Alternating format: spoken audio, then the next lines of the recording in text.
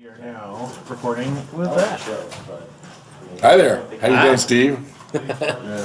This is Greg and Steve with CollectorMania.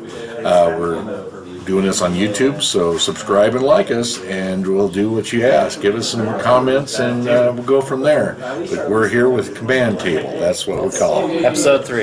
Episode 3. Moving right along. Huh? So the subject today is going to be... It's a little darker today. We decided to go to the dark side and focus on stacks and hate cards. As you'll see, there's a lot of cards in here that maybe you shouldn't play with, but we're going to just humor the idea of touching on a few. Right. When you talk about hate, there's a two-edged sword. It's cards that hate a certain ability, creature, whatever, but it also can draw the hate from the other players at the table. So. And then when, of course, you talk about stacks, you're talking about like tax cards, anything that's shutting you down from doing something that you want to do, like playing a certain color, so on and so forth. And you'll kind of see a pretty good mixture of that in both these. We kind of combined them just because it felt right. I mean, really, when we sat down and started looking at the list, it was just like we could do an episode on each of these, but why not combine them? Because they fit. And obviously you can't pick every possibility. No. And I'm sure you guys are going to come up, oh, they didn't mention this. Well, this is kind of like we had to make our list, and this is a good list. And you should really leave comments about what we left out, of course. Oh yeah, of course. And when you do leave comments, other people see those comments and they, oh yeah, that guy brought up that card. What a good idea, Yeah. Like we sat here for 2 seconds and thought up like 5 more that we didn't include. Exactly. It was pretty easy. So. It's So. The first topic that we're going to get into is creature hate. Now this is obviously pretty basic. There's a lot of people, that would throw like board wipes and removal in here, but we decided to stay away from that and stick to, once again, mainly things that like hated out specific creatures or specific abilities, or taxed you for playing in certain ways. One of the big cards that we kind of touched on a lot, and I don't know if you've even seen this one, I'm actually going to bring it up here, that way you can get a better look at it, is Invoke Prejudice. This card's a house. Well, it sounds like hate altogether. Yeah, really. I mean, if you look at the artwork, yeah. So I'll read it here for you real quick. It's whenever an opponent plays a non-artifact creature spell that doesn't share a color with a creature you control, counter that spell unless its controller pays X, where X is that spell or its converted mana cost. Wow. Like that's a pretty powerful hate card right there. I don't know. Casting cost is 4 blue. Yeah, so I mean it's pretty tough to cast, of course, but you get that on the board and you're playing mono blue or something like that, I think it will make a huge impact. Oh yeah. Have you ever played against it? I've never seen it, so yeah. Thanks for sharing. I think I've seen it one other time before. Somebody bought it here at the shop, and I've never seen another copy. It's pretty expensive. Yeah, it's probably one of those cards that hasn't been printed again because most of the artwork probably.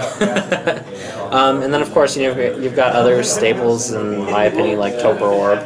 Like that's a huge one. Like just shut down ETB effects. Yes, and I've seen you do that to people. Well, yeah. Because you're hateful. Yes. Well, to me, Tutor Orb is one of those fair ones. I don't know if you agree with me. Because you play it. Well, when you're playing 4-color Atraxa Planeswalkers, yeah. Yeah, and most of EDH, I mean, so much of that has come into play effects. It's just so many. And when you shut that down, they got to find an alternative way to win. Yeah. And I remember playing against you with that, and I destroyed that thing 3 times, and you still got it back out.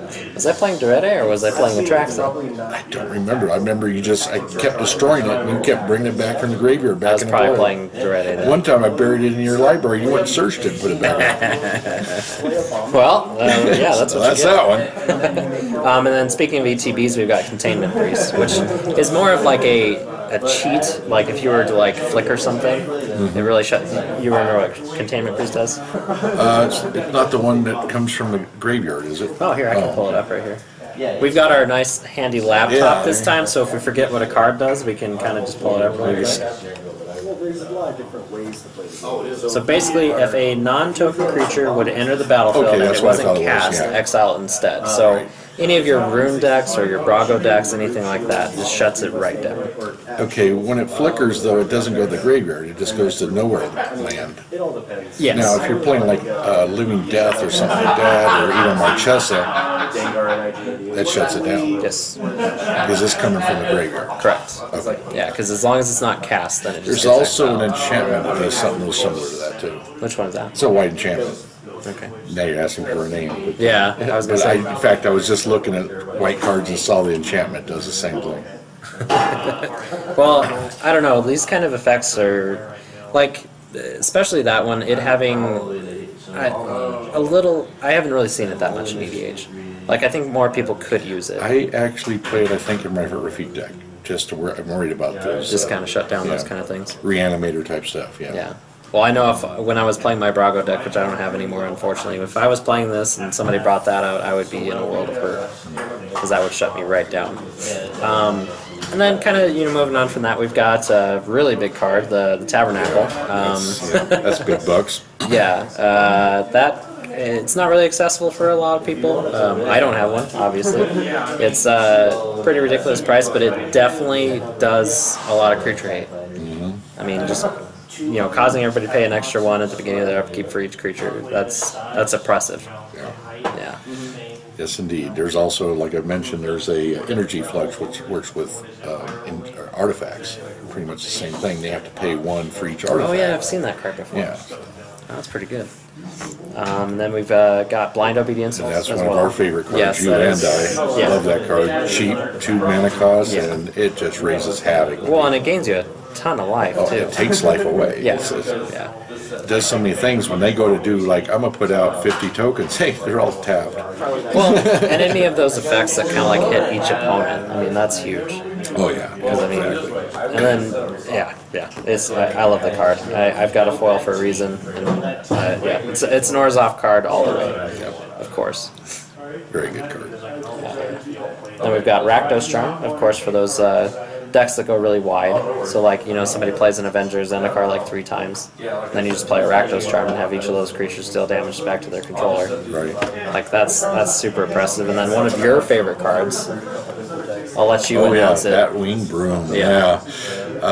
That's one of because EDH does a lot of that. They'll make a bunch of creatures that with haste and attack. You use Splinter Twin or Kiki Jiki, that kind of combos. And I'm going to make 50 guys a swing. It says, I'll bet. White, black, I don't take any damage, and you lose 1 life for each attacking creature, and they cry. Yes. I think I've only had the opportunity to do that once, but man, it felt good. Oh, yeah. It's another, kind of like a surprise. What's the angel comes out and destroy all attacking creature, exile all attacking creatures? I played that 2 at a jump. Well, the one I kind of compare it to is like Aetherize, but I mean that's not really the same thing because that puts them back in their hand. But the angel does exile them. I wish I could remember the name. Yeah, it's such a good card. Yeah, it really is. I mean, it's the white version of Cyclonic Rift. Oh yeah. So, 7 go to your hand, it's exile. Yeah, exactly. That can turn a game over really quick. Yeah. And then another card that we kind of looked at is Harabi Death's Whale. Not familiar with that. So here, I'll bring it up here for you. It's alphabetical, Steve. H. There we go. So anyway, it's a legendary spirit, so this could be a commander if you wanted to, and I've actually seen people run this guy before. Whenever a creature becomes the target of a spell or ability, destroy that creature. Oh, wow. So it's almost like the... I have seen that as a general. Now you bring that up, I did. It's kind of like the illusion spell. Remember, there is an enchantment that comes out and turns all your creatures into illusions, so if they become target of anything, they get sacrificed or whatever. So it's a lot like that. I think I've seen, a version of this where they actually just used like a bunch of like single target spells. It was pretty crazy. Well, obviously that's what you do with this guy. Man, look at it. It's 4 casting costs and it's a 4/4 flyer. That's pretty good. Just without that ability, that's pretty good. Well, and all you really got to do is play this guy and put like lightning greaves on him. And then they can't. Well, I guess that would kill him, wouldn't it? Are you done playing this deck? Star Spell. Yeah, that would kill him. No, that wouldn't work. Now that I think about it. You humble it first. Yeah, there you go. Yeah, just stop the ability from triggering for a turn, then put lightning grips on it. Sounds like we're jumping through a lot of hoops to get that to work. Yeah. But what can you do? And then, of course, we've got another big one, Elish Norn. Oh, yes. This is one of those, what I say is the double hate. You put it out and it destroys a bunch of their small stuff, makes your stuff big, and you become the target. Yeah. They all hate you. Well, and it's I mean, 4 point swing. Yes. That's ridiculous. Yes. You know, and the thing is, when I look at cards too, is they're a hate card, but they're also a card in your library that can be easily briberied or something like that, and which scares me. Yeah. Eldrazi's, they're a great card, but if someone bribers them and kills you with it, makes you want to not put them in your, you know. Well, and that's just like one of the guys in our play group just started playing a Geth deck. Mm-hmm. Like I played an Akroma's Memorial in my deck. A mill Geth deck. Yeah, and that got destroyed. And guess who had the Akroma's Memorial? Not the guy that actually had the Geth, because you stole the Geth. I stole the Geth and got and the then you Chroma's stole the Akroma's Memorial. So you do have to definitely be careful with things like that. But I mean, it's just like back in the day when I first started playing and I put a Kozilek in my deck, and the first thing that happened to my Kozilek after I played it was it got taken. You know, and then you get Annihilator for 4, and it's just like, oh, well, that's why people say to be careful with Eldrazi. Right. You know, stuff like that. I mean, if you give yourself hexproof, maybe you can get around with some of that stuff. Yeah. You know, the ley line, the white ley line, and there's like about 4 or 5 different things that give you hexproof. Like Witchbane Orb? Yeah, Witchbane Orb, good one. Yeah. Which could definitely, you know, stop you from having a lot of problems, really. Well, it keeps you from getting milled a lot of times. It keeps you from getting your library looked at, destroyed, your graveyard destroyed. It's got a lot of purpose. Yeah. And then kind of the last card in our creature hate group here is Empress Belina. Yeah, still that legendary. We put this kind of in here as like a direct like commander hate, because I mean, really, having your commander stolen from you is like one of the worst feelings in EDH, in my opinion. It's almost as bad as turning it into a forest, or putting an enchantment that turns into a 0/1 indestructible. But yeah. Getting it taken's bad too. Yeah, but you got Homeward Path. You got some things to get it back, but you know. Yeah, it's funny how few people actually run Homeward Path. Like it's such a good utility land, and it's a wonder why more people don't play it. I know that a lot of people are just like, well, I don't want too many colorless lands in my deck, and it's just like, well, maybe this one you should make room for. Right. It's getting expensive too. Yeah, it is. Well, is it really? I thought it was like $6 or $7. Oh wow. Well, and it used to be a little bit more expensive than that, because I believe it was reprinted in one of the Commander products, which brought it back down a little bit. I think that was like the 2015 or something like that.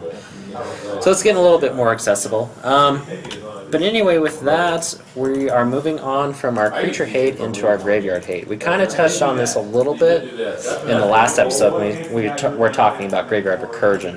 Right. And this is actually what, you know, sped us into this episode, is when we actually started talking about that, because graveyard hate to me is probably one of the better known hate groups, you know what I mean? Because a lot of people keep graveyard hate in mind when they build a deck. You know, whether it's like Relic of Progenitus or Scavenging Ooze or anything like that. Mm-hmm. So they usually throw something in there. You know, speaking of, one of the cards that our first card here is Scavenging Ooze. Yes. That guy is so good. Pretty ridiculous. And what's nice, it can protect your graveyard. If someone's going to go steal something huge, I'll just remove it instead, gain a life, and get it. You know. And sometimes that's definitely appropriate. Oh yeah. And it's just like, I don't want you to have my whatever, you know, my Emrakul. Yeah. I'll get rid of it instead. Yeah, it's a very, very good creature.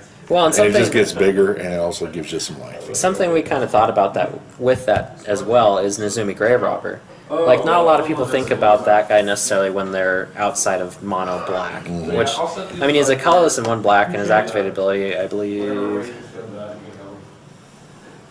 just costs a colorless in black. So, I mean, that's pretty easy. And he kind of, to me, is almost a little bit better in a way. I mean, he doesn't gain you the life, but once he flips over, he can start taking creatures from other people's graveyards and putting them into play for you. Right. So, I mean, that's like a double benefit on him. So, you know, just kind of like an alternative Scavenging Ooze, if you may. Right. Kind of thing. And then, of course, you know, we've got the really big one that everybody knows is Bojuka Bog. Right. You know, if you're playing black, you probably should have a Bojuka Bog. You know, it's funny because I was playing against the Geth deck, and I Juka Bogged his graveyard, which wasn't that huge. Yeah. And he made a good point. He says, why didn't you do your own? Yeah. And then I thought about it. I probably should have. Well, it's kind of funny because Geth is kind of an interesting card because it's not focused on his graveyard. It's focused on everybody else's graveyard, like you just brought up. So it's a little bit different. It's like a different thought pattern. Right. So I mean, he had a good point. Yeah. And then we've got another kind of. I don't see it a whole lot, but it definitely could be played some more, and that's Grafdigger's Cage. Right. It's definitely a card that does work, and it's kind of one of those that doesn't remove the graveyard. So, for example, if you are a graveyard deck and you just want people to stop using it for a little while, and then you just have a way to get rid of your own Grafdigger's Cage to have access to it for yourself again. Right. I mean, that's kind of an interesting way to look at it, I guess. You know, one thing I kind of miss was from the old school of playing was you could turn off artifacts by just Tapping them. Yeah. And there is still a couple artifacts that do that. Yeah. I think like Howling Mine is one of them. But it just seemed like that'd be really useful. You would play a lot more artifacts because I'm gonna turn this off so I can untap my stuff. Well, yeah. Could you imagine if if Grafdigger's Cage was like that? Yeah. Like that would be amazing. Oh yes, exactly. Really, that would be ridiculous. But Grafdigger's Cage, you can't cast cards and use their abilities in the graveyard. Is that correct? What it is? And I can pull it up here so we can get a reading of it as well. Okay. Just waiting for my computer to catch up to us. Grafdigger's Cage. So it says creature cards can't enter the battlefield from graveyards or libraries. Players can't cast cards in graveyards or libraries. Okay. So I mean, it actually shuts down more than we even thought about. Yeah. It's a little bit more versatile than I even realized. It's maybe I should start adding this to a few more decks. And then of course, as we've already touched on, we've got Relic of Progenitus. Oh yeah. Just a really good way to exile everybody's graveyard, and then I've seen people misplay that more than any other graveyard type 8. Because what it says is target opponent removes a card. You don't pick the card. Yeah. And I've seen people play it and they pick the card. Yeah.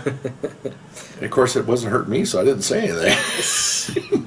Well, I've seen a ton of people just never tap it either. It's just like, what are you doing? Yeah, you should That's be turning a every big part turn. of that card, really. Yeah, I mean the activated cost of it's good too, but still to get rid of that one card. Yeah. And then let's see, what do we got on from that? The dreaded Leyland of the Void. Oh, that card is so good. Yeah, I play Marchesa. I used to play that a lot, and when I seen someone drop that, my game plan goes shuts you down. Yeah, shuts it down. That and Rest of Peace, which is listed there too. Both those cards just destroy me. The thing about Leyland of the Void, it doesn't affect you. It affects your opponents. So I play stuff like the Steel enchantments. Then it doesn't affect me. But the Rest of Peace, that's everybody. Yeah. Well, that's the downside. That's a great card against Child of Alara. Oh yeah. Definitely. And then as kind of our last card that we put down, we have Kalitas, Trader of Get.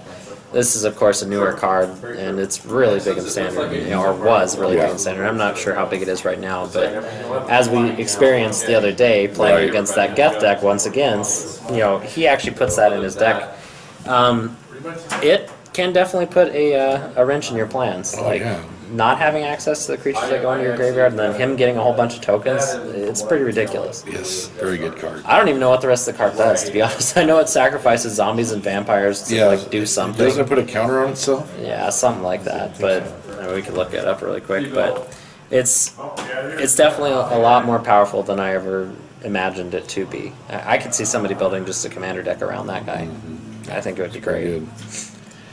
So anyway, on from that, we are actually going to move on to a little section that I like to call Hand Hate. It's pretty crazy. We've the first card here is Sire of Insanity. I don't know, that card has ruined several games for me. You're going along, and then somebody plays that card, and you're just like, well, it was nice having my hand. I mean, really, especially if you have no way to recover. Right. Yeah. I mean, the one after it does similar, very similar. Well, the one after that is just a terrible, terrible card, and no one should ever play it. And of course, that's Jin Gitaxias. Yeah, I had experience in a Legacy tournament, and the guy entombed that and then animated it turn 2, and I was done. And he did it back-to-back games on me. It's like, well, how nice. It was fun playing with you. It is one of my least favorite commanders to see. I know it doesn't happen a whole lot because it's actually kind of tricky to do, get to that much mana really quick. But man, But you got to trick it in. Like, Oh yeah, when they have it figured out, they have it figured out, and you're just like, I never want to play this again. Like this card is just crazy. So yeah, don't play Jin Gataxias, please. Because you will get hated. Yeah. The next card I love because I put him in my Atraxa deck, and he gets 2 token or counters on it. You know, I never even thought about that. And you remove 1. Oh my gosh. And he still has one. He's still indestructible. Do you have any of the other Myojin in there? No, just the black one. Oh man, maybe you should. Oh man, that's crazy. I never even thought about that. But yes, it's Myojin of Knight's Reach. This card is probably my favorite way to disrupt hands. Like it does everything you want it to do. Yeah, it's all opponent's hands, right? Yes. Yeah. So that's. Plus, I mean, it's indestructible until you remove that divinity counter. So people are remiss to try and remove it. I mean, unless they have but like. if it's got multiple on it. Yeah, really. That's insane. I never even thought about that. Jeez, Greg. Oh man. I'll be getting it played against me now. And then on from that, we have one of my favorite commanders of all time, and that's Nath of the Guilt Leaf. It is kind of it's slower. It's not it's not Myojin and Knight's Reach. It is one at the beginning of that player's upkeep. So it's random, which is the part that I really like about it. But I don't know, just a little bit of hand disruption. It's not the best, but like I said, it's one of my favorite commanders of all time. Right. We didn't list Liliana much, or any of the Lilianas, because a lot of them have hand. Yeah, that's true. Removal. Yeah, Liliana of the Veil. I mean, that's a really big one. We definitely could have added that on there. Talk about that commander deck. Just like, there are no planeswalkers on here. Whoops. Next time. Yes, next time. Next time we'll include Planeswalker hate cards, which we won't, because we won't do this again. This is terrible. Oh gosh. We hate So talking scary. about hate. So we got next one is Reforge of the Soul. Reforge the Soul. Yes. We kind of talked about this. It's kind of like it's a way to disrupt not only somebody that has like a ginormous hand that you just don't want them to have, or say for example, somebody's setting up for something. If you happen to rip a Reforge the Soul off the top and miracle it for the 2 mana, I believe it is, and then just have them ditch their hand and draw a new hand. Sometimes that can be really important. Oh yeah, exactly. And another thing, and I'm sorry bringing this stuff up, but when you talk about hand hate, a lot of people have these enormous hands, like 30, 40 cards. There are cards out there that make them take damage equal to how many cards they have. Well, and there are cards that reduce hand sizes too. That too. They aren't very common, but yeah, right. Same but idea. Just the damage of how many cards in your hand, that just jump out of nowhere and and just kill somebody outright. Yeah. And then we put down Windfall as well. It's pretty much the same thing, just in a different color. It's blue instead of red. Right. And then as a kind of commander option for this, we did Croesus the Purger. I don't know if you remember him. Yeah, dragon, right? Yeah, it's the Grixis dragon that when you hit somebody you can pay 3 mana, and I believe it's... I used to have this memorized because I wanted to build him for a really long time. You could read... It's 2 colors and a black, and then if you do choose a color, that player reveals his or her hand and discards all cards of that color. So I mean, if you're playing against a monocolor, deck, that could be pretty devastating. Just shut them down right there. Grindstone, that's more of a library hate, though. But yeah, it's a mill. It's one of those things you don't see many people play, but it seemed like it'd really be good against a monocolor deck. Yeah. That's why Pater Servants are banned. Yeah, for good reason, really. And then we've got Land Hate as our next topic here. Some pretty cool cards in here, of course. We've got one of the first ones is Zozu the Punisher. Right. I keep going back to the new artwork. I know that we've kind of looked at that a few times when we were doing our game challenge videos for like the Jorian and the what was the other guy? Lavisa Cold Eyes decks. But I don't know, just cool artwork. Zozu, awesome card. Yeah, sounds great. Yeah. Haven't played it, but yeah, sounds great. Yeah. War's Toll. Yes. Oh my gosh. Yeah. Yeah, that's an enchantment, right? Yes, it's an enchantment that basically says that whenever you would tap a land, you tap all of your other lands, and then whenever you attack with a creature, you have to attack with all your other creatures. That's right. So, I mean, it's really good for shutting down like control players. because obviously, you know, they don't want to pay for anything on their turn because they want to be able to react to stuff that you do on your turn. So we kind of just included it as kind of like a control hate almost, stuff like that. Well, there was a card I mentioned last night too, to you, Mana Web. Oh yeah. Because that picks any, if you tap a land, you have to tap all lands that could produce that same color mana. Yeah, and I believe you select a player for that, right? You select a player, so it's really good 1v1. You know? Yeah. And, but it can really disrupt. Oh yeah. And when I play multiplayer, I just pick whoever's playing monocolored. Yeah. Or just have a way to sack it and bring it back, or Right, or blink make it copies of whatever. it. Yeah. There's that new enchantment that makes a copy every turn. That would be pretty brutal. But yeah, so then we got the other one. A card that everyone loves to Yeah, when you hate. drop Boring Clicks, yeah, you expect everybody to just look at you and want to just cut your throat out. Yeah, I mean, really. Just like the Sire of Insanity, I've had more than one game ruined by this guy. And the thing is, even if it's been removed, if you tap those lands while he was in, you still don't even attack. Exactly. You can always tell who's played with Vorinclex before because, you know, they'll, as soon as Vorinclex gets cast, they'll respond by tapping mana, tapping lands, because they know what's going on, you know. Right, exactly. So, and then we've got Price of Glory. Ooh, I like that. That's a big one. You know, if you tap your land outside of your turn, it's destroyed. Like, yeah, it's only 3 casting costs, so you can get it out pretty quick. yeah. And holy cow, that's another hate card. When you drop that, people, especially blue players. Oh, yeah. Anybody that wants to do something on your turn. Right, and that's any ability to tap to do an ability. It's just, yeah, they always forget that too. Yes. You know, we're usually pretty friendly here, so Yeah, we'll I'll back out, but but you know. I've definitely seen some games where they weren't very friendly and it's messed somebody up. I remember one time I was playing against somebody and they overloaded a Cyclonic Rift. Oh. Yeah, and that was their entire mana base. So, oops. Well, nice Cyclonic Rift. I mean, yeah, they had some permanents on the board, but really. Yeah. And then one of my favorites, Blood Moon, of course, you know. I have not recently, but in the last couple of years, I've definitely fallen in love with mono red decks. I don't know what it is about them, but they're probably one of my favorite decks to play. And that's such a good addition to a red color deck because you know it doesn't hurt you that much. No, oddly enough, I only have one copy of the card, but man, it's just. You know, I was in California and I went to a little shop and he used to sell Magic a lot, but his son was the one involved and his son left and he was there and he got, hey, you still have a binder? And it had a Blood Moon in it. And it was a white bordered one. And he goes, it was $4. I'll take that. Sure, here you go. Yeah, I was pretty happy with that. Yeah, not bad at all. And then we've got Ruination. Kind of just a non-basic land hate. Kind of threw it in there. Pretty cool card. It's I know there's several iterations at this point of it. I know there's another one that just destroys like all non-basic lands, and then each person goes and searches their library for a basic land and puts it in play.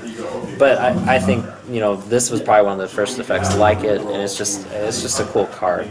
I play a red spell that you name a basic land type, and they destroy all the basic land types. Yeah, I hate playing land hate, but sometimes these people that just ramp out like crazy and they have the advantage. Well, if you hate that, I've got a card for you. Well, and I didn't even know it existed until we started making this list. Yeah, I did not know this thing existed. It's whenever a land enters the battlefield, Ankh Mishra deals 2 damage to that land's controller.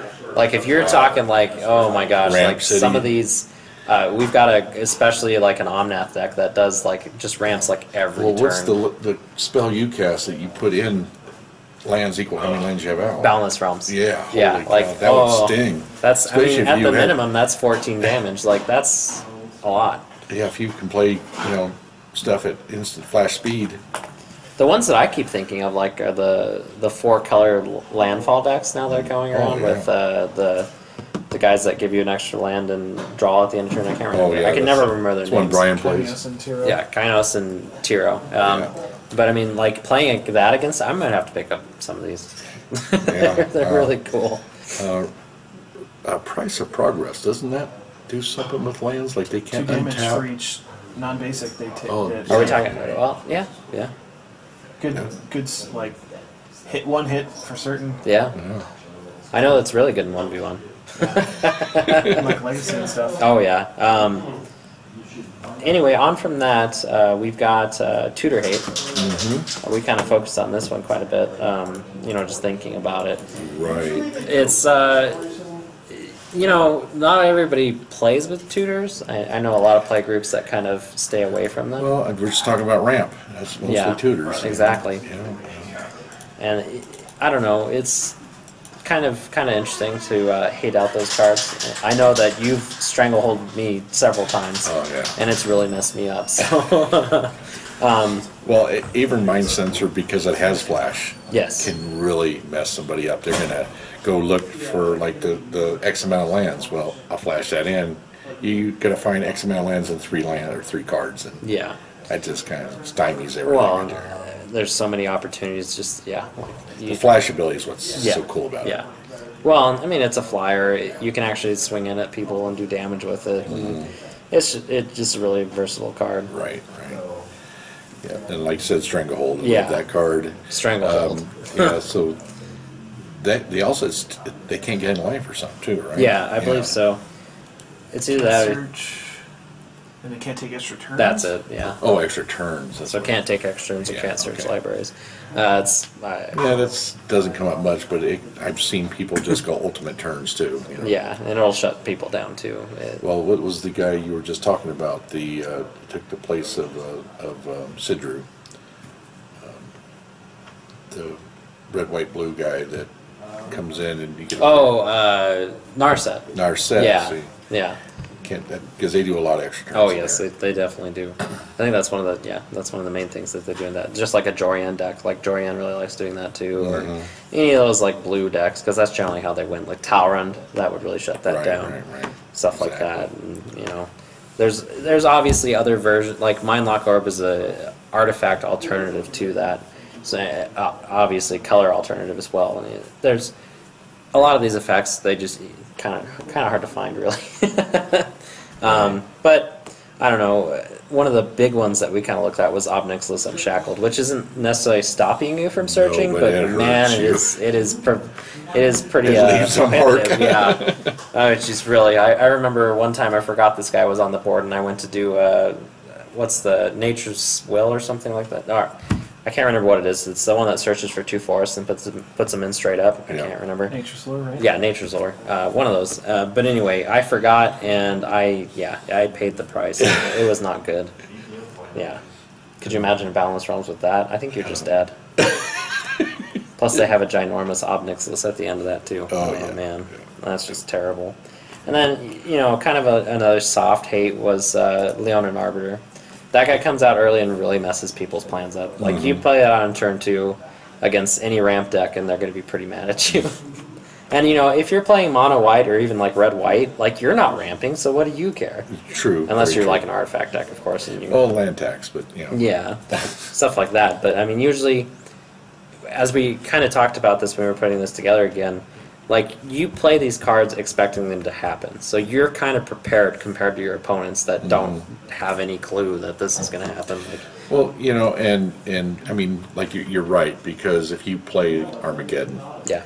you better be prepared to, you know, have the problem where you got to keep hands here. Because we do play with a couple people do that. So I always, when I'm playing them, I always keep a couple hands in my hand. Oh, yeah. Because you got to. Yeah. Because if you don't, you're Or gonna- have a, you know, Splendid Reclamation or something. Yeah, you know, something to get a, you know, yeah, exactly. which is why it's awesome they printed that card. It's so good. So yeah, great. So that was Tutor Hate. Yep. Now we got Untap Hate. Oh gosh. This is where it gets more stacksy compared to like Yeah. actual hate cards.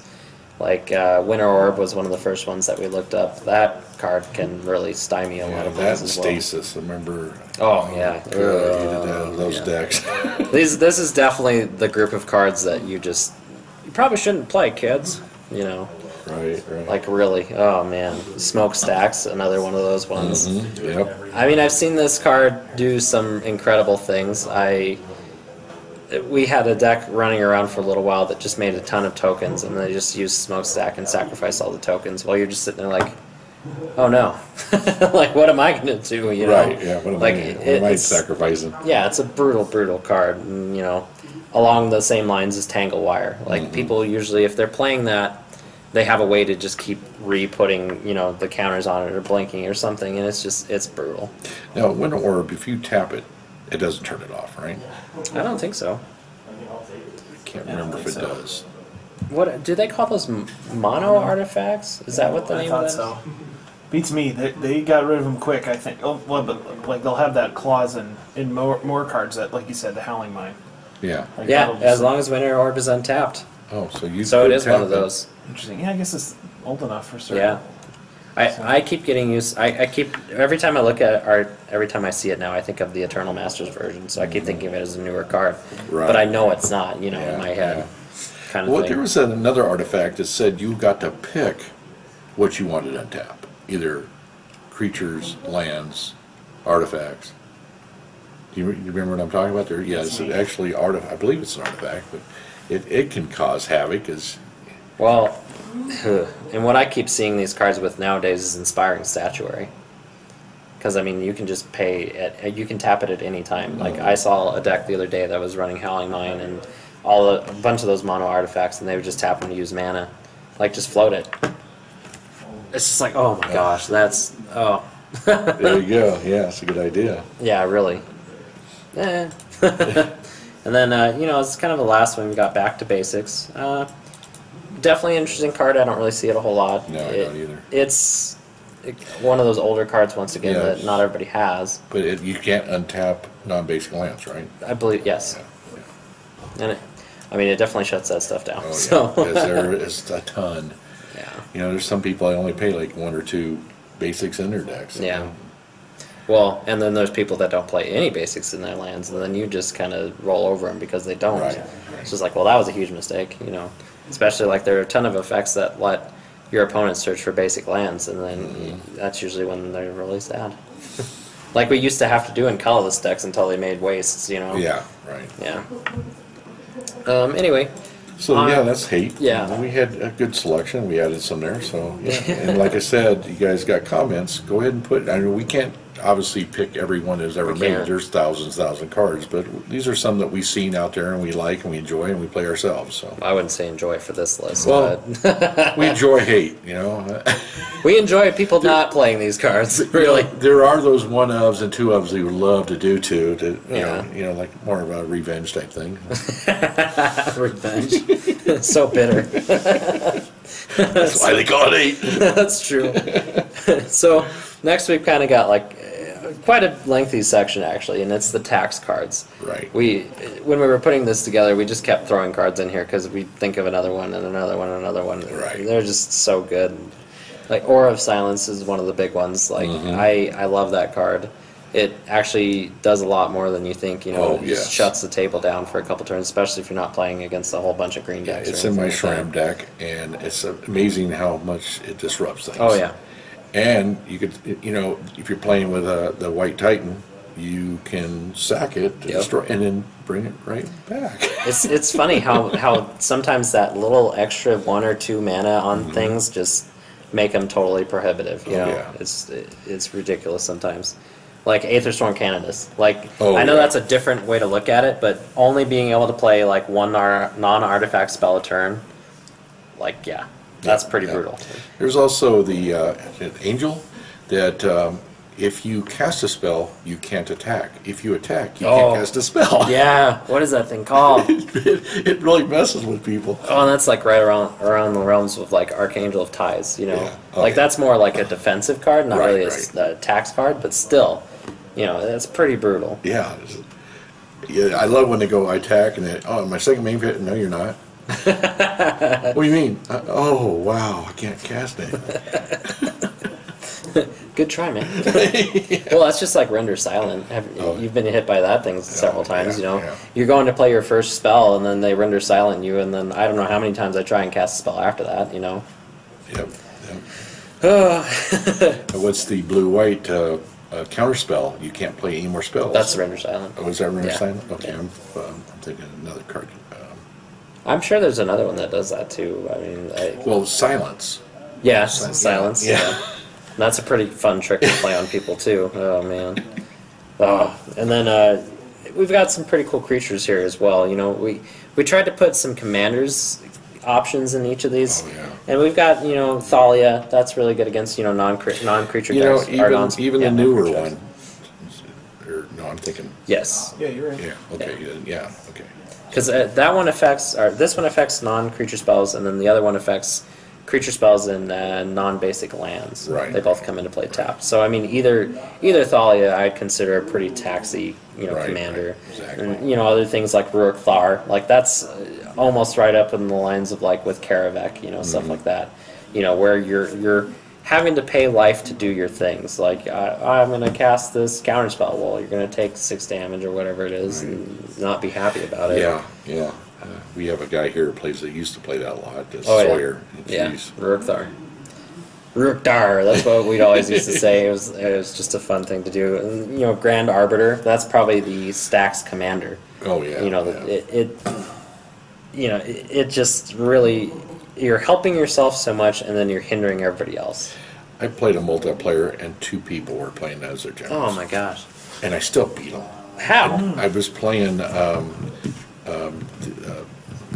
the green-white hexproof. I don't have to say. Sigarda. Yeah. And I got him with Sigarda. That's not bad. And then another really good commander option that we've got down here is Nikusar, of course.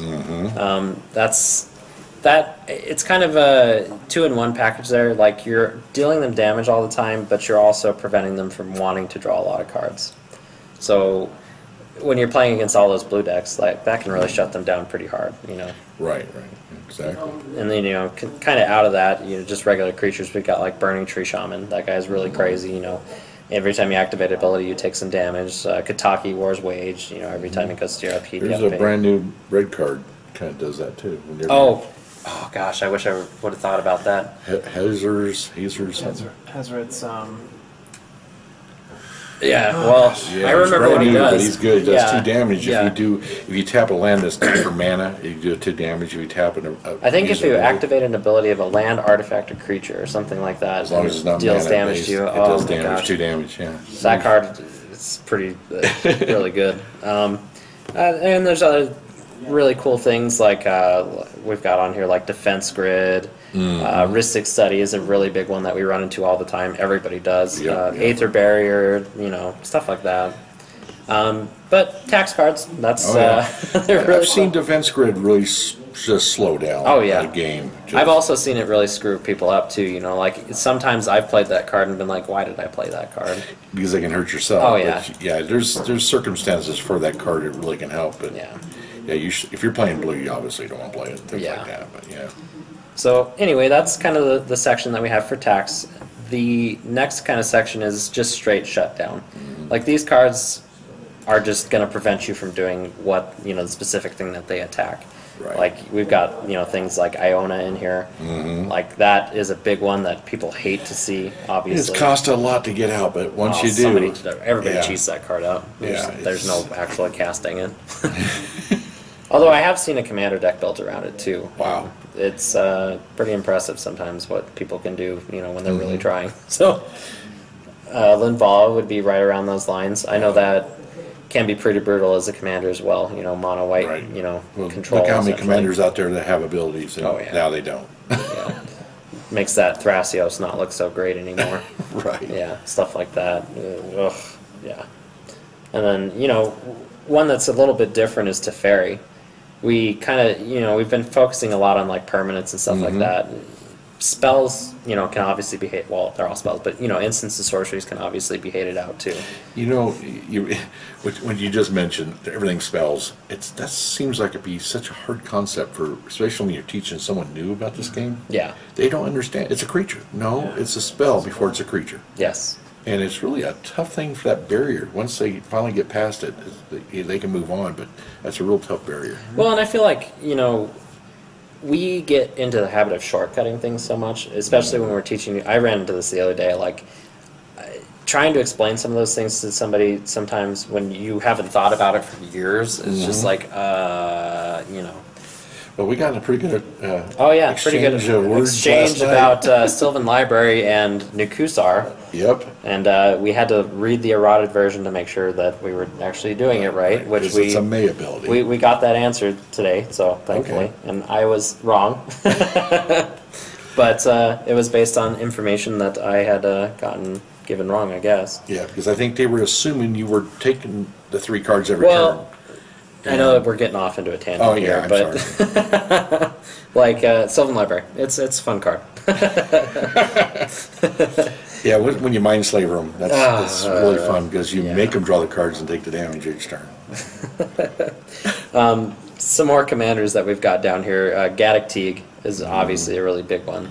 Right. Not being able to cast your X spells or spells that cost 4 or greater, can be pretty brutal. And obviously, when somebody builds Gaddock Teague, they're building around it, so they know exactly what they're doing. It is a hate bears Their deck. mana base is set up. Their Yeah. cost of things are set up. It's And I shortcutted again right there. It's non-creature spells, of course, Right, but right.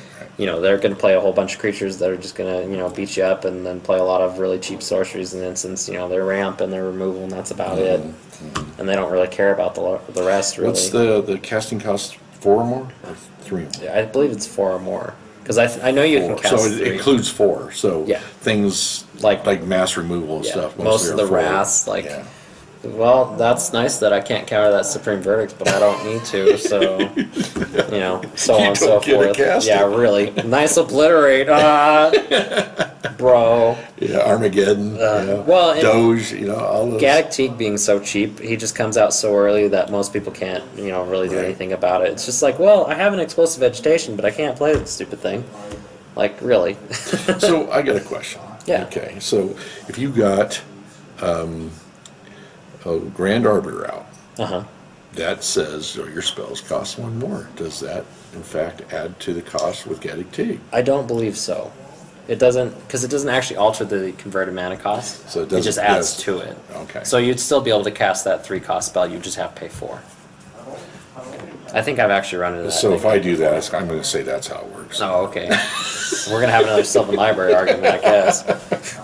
And then one of the big ones that have come out recently is Dragonlord Jamoka. Oh yeah. I mean, such a good card. Grand Abolisher was on this list for a second, but then we remember that Dragonlord Jamoka exists, and it's just, in some ways, the better version. I mean, it's a giant creature that can fly at you, and you have lifelink with that creature. And there's a lot of things that embellish dragons. And, Oh, yeah. So. I mean, it's one of my favorites from the newer sets too. But And it's white green, so you're not, you're playing big huge stuff, and you don't want that big huge stuff to die, and if you can cast stuff with haste, and they can't do anything, they can just watch you do it. and you really don't think about it being so much of a problem until you actually play against it, and you're playing against a deck or playing with a deck that has a lot of instant speed. Like at the end of your turn, Antlers. oh, I can't do that. Yeah, exactly. Oh no, I can't do anything. Okay, well, I'll just sit here with my hand. And when you got something like that out, and you draw a card, and you think, oh yeah, great, and then you realize, oh, I can't. Well, that card's useless because I can't cast it on their turn. Yeah. Well, and then speaking of not being able to do things, another big elephant in the room is Void Winnower. Like that, to me, is just a shutdown card. Like, you play that and people are just pissed off at you, no matter what you're doing. Another hate card. And the fact that it doesn't affect you, I think that's where the card becomes really unfair, is it doesn't have anything to do with you. I play it in my Kozilek deck, and that screws things up so much for people. Well, there's another courtesy you play is Stony Silence, which, Yeah. Well, I play that specifically for you. You know that, right? Your SRAM deck. because it's like, Your SRAM deck is the reason I put that in my deck. Because I was tired of it. I was just like, nope, Greg, you're not going to be able to do this anymore. I'm tired of this. You should get him to alter it. And just put Greg's face on it. Sony Silence. I really Pretty should. good. I like that, actually. my mouth, sewed shut or something. But that was a good list. Well, and City of Solitude, like, Oh yeah. that card, oh my gosh. I've played against it several Is that times. where you only play spells on your turn? No, it's the one where at the beginning of your turn you select a color and your lands only tap for that Oh color. jeez. Like, that can really screw people up. As long as Yeah. you're not playing against a bunch of monocolored decks, that is going to mess people up. Especially with these new 4-color commanders and stuff like that. Forget it, Yeah, we got a guy who plays an elf deck. Oh yeah, some similar to that. and that's where I've seen it. Yeah, mono green. They're cool plain green. Well, and it's not just you too, because I always forget that it makes everybody tap for that color for that turn. We're goofed up. City Solitude, they can only play in their turn. We're thinking Halls of Oh, Gemstone. that's right, Halls of Gemstone. Okay, So we yeah. messed up a little bit, but that card is That absolutely. was actually right there. Wow. Yeah. We marked that down. Both those cards are really good, though. They're both pretty meaty. Yes. Exactly. And then I think the only one we really haven't mentioned on here is Dampening Matrix. You know, just another one of those really, you know, shut you down, not be able to do things. Really cool card. Kind of aside from that, is there, I guess, anything? Stasis. Yeah. Well, Stasis is a good one. Yes, but I mean, as we talked about before, and pretty much throughout the entire cast at this point, like, there are a group of these cards that we just do not like seeing people play, and like, it sucks to be like, they made these cards and they're awesome, you shouldn't play with them. And so I guess that's more lighthearted on our side. That's what I'm getting you at. know, and you're right. You make a good point, because I walked in and there was a 3-player games at this table last Thursday, and a guy was playing blue, and I watched him just go, I'm drawing my library, playing, I destroy everybody. And I sat down and says, may I play? And I just looked at him and says, guess who the target is? Yeah, really. And I was playing a track set, I went after him and just destroyed him. So, Well, and sometimes, I mean, I don't know, we've talked about this several times, but it's not always great to like hate somebody out of the game in particular, but sometimes you need to kind of show them that, you know, maybe you should build another deck. I mean, really, at this point, we've played against your whatever deck 5 times in a row, and you just keep slaughtering us. Right. Bring your power down. And I've brought that up many a time here, is they said I only have one deck. Yeah. So your deck's probably worth about $500-$600, I mean, probably more, and you're telling me you can afford that, but you can't afford to build this another $200 EDH Well, deck? and it kind of gets into a touchy subject, because you know you can't force somebody to build No, something no. else. You can't force anybody to not enjoy their deck. You know, we're not the only YouTube video out there, but I've seen this mentioned many times. Is you got these play groups, and someone new shows up, and they got to bring their best, greatest. Oh, yeah. Okay, well, put the thing away. Let's play some Magic and have fun. But No, I mean, that's really what it is for us. I mean, it's a casual game that pump your chest out. Yeah. Look what I got. and that's fine too. Like I said, I've said millions of times, everybody enjoys the game for a different reason.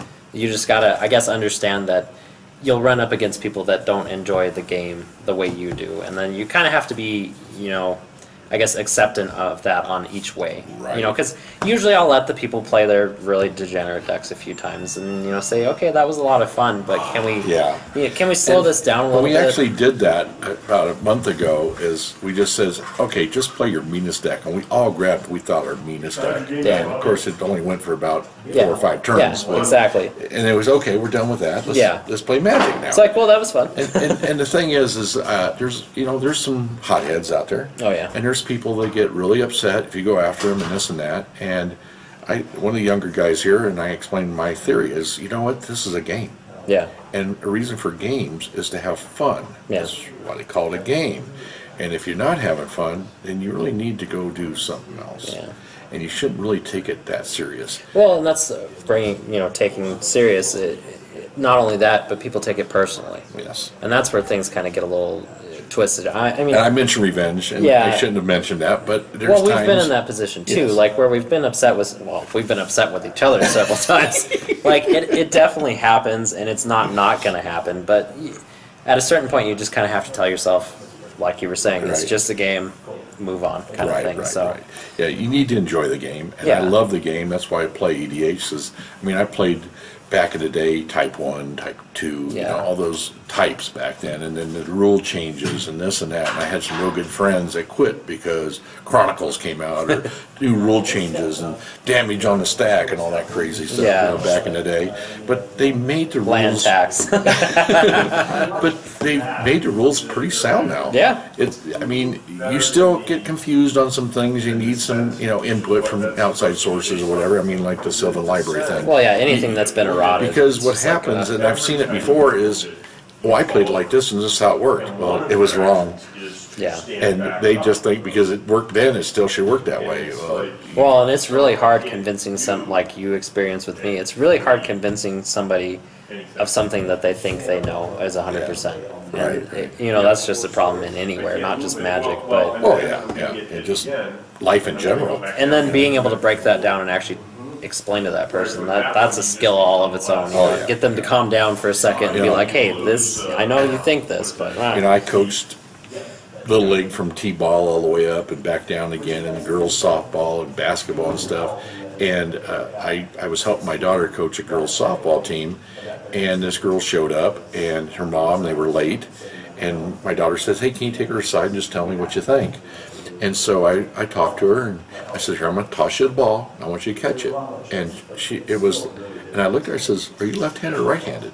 She goes, I'm left-handed. I says, then you put the glove on your right hand. Yeah. She had her glove on wrong. And I'm thinking, oh God, what I'm in for. But she responded, and the mom came up to me and says, thank you for taking the time and being, Yeah. Well, and sometimes that's all it takes. Yeah. I mean, just like we be a little experienced. sensitive to them, and show that you're there for them, and you're not making fun of them, because that's the worst thing you do. Yeah. Of course, we do make fun of each other here, but Well, but that's they deserve it. usually we've known each other for a few years, or at least a few months before we start doing that. And most of the time, yeah, you do deserve it. Right. Okay, well, I guess that wraps it up. Yeah, right? and of course, like, comment, and subscribe as always. Right. Let us know what you'd like to see. Remember, we're from Parker, Colorado, Oh, yeah. and we're at CollectorMania, and it's a great shop. Thursdays we do EDH League. Yep, every or Thursday. Commander League, if you prefer that. Well, and it's not always League, too. There are off nights as well. Right, We're right. doing a deck building clinic here in the next couple of weeks as well, which should be a lot of fun. Yeah, and it's our second version of it, and we're since we've already done it once, I think the second time we got a little bit more of ideas how we want to do that. Well, it's way more in depth. I know I've been wanting to build a partner deck, and I think we're going to bring something down and see what I can do about a partner deck. Yeah, exactly. Awesome. But anyway, I'm Greg, and this is Steve. yeah, we'll see you guys next time. Take care. Thanks.